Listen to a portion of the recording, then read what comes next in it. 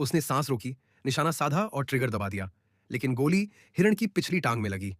डर के मारे पूरा झुंड चारों दिशाओं में भाग गया। शिकारी ने पीछा नहीं किया। वह जमीन पर झुका, खाली कारतूस उठाया और बुदबुदाया।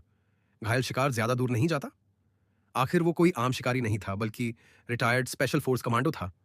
खून के निशानों का पीछा करते करते वह आगे बढ़ा, लेकिन थोड़ी ही दूर उसे गहरे रंग का खून दिखा। ये हिरण का नहीं हो सकता था। उसने दूरबीन उठाई। सामने एक घायल भेड़िया पड़ा था, मगर असली हैरानी तब हुई जब उसने देखा कि उस सुनसान रेगिस्तान में भेड़िए के पास 6 ट्रक खड़े थे। कुछ तो बहुत गलत था। सच्चाई जानने के लिए उसने जोखिम उठाने का फैसला किया। जमीन पर लाशें बिखरी थीं, हर तरफ बंदूकें पड़ी थीं। यहां जबरदस्त गोलीबारी हुई थी। एक ट्रक में एक आदमी अब भी जिंदा था।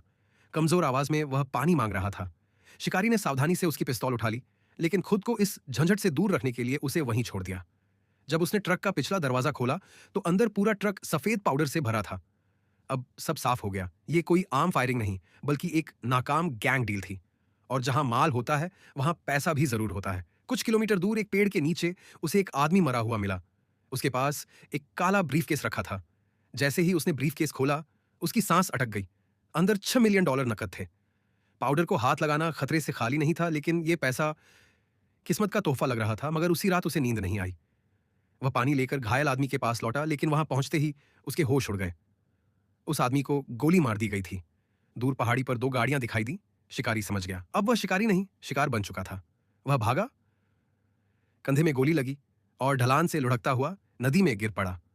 तेज बहता पानी उसे बचा ले गया, लेकिन पीछा करने के लिए छोड़ा गया शिकारी कुत्ता उसके लिए नई मुसीबत बन गया। किनारे पहुंचते ही उसने पिस्तौल निकाली और कुत्ते को गोली मार दी। उसने तुरंत अपनी पत्नी को गांव भेज दिया और खुद पैसे लेकर एक मोटल में छिप गया।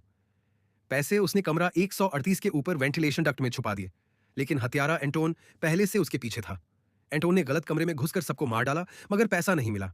इसी बीच शिकारी को ब्रीफकेस में छुपा ट्रैकिंग डिवाइस मिल गया। अब दोनों एक दूसरे का पीछा कर रहे थे। आखिरी मुठभेड़ में शिकारी बुरी तरह घायल हो गया। उसने पैसा सरहद के पार फेंका और पत्नी को फोन किया, लेकिन पत्नी ने सब कुछ पुलिस को बता दिया। कुछ देर बाद पुलिस को होटल के बाहर शिकारी की लाश मिली। कुछ समय बाद हत्यारा एंटोन उसके घर आया। अपने अजीब से उसूलों के मुताबिक उसने फैसला खुद किया और खामोशी से वहां से चला गया।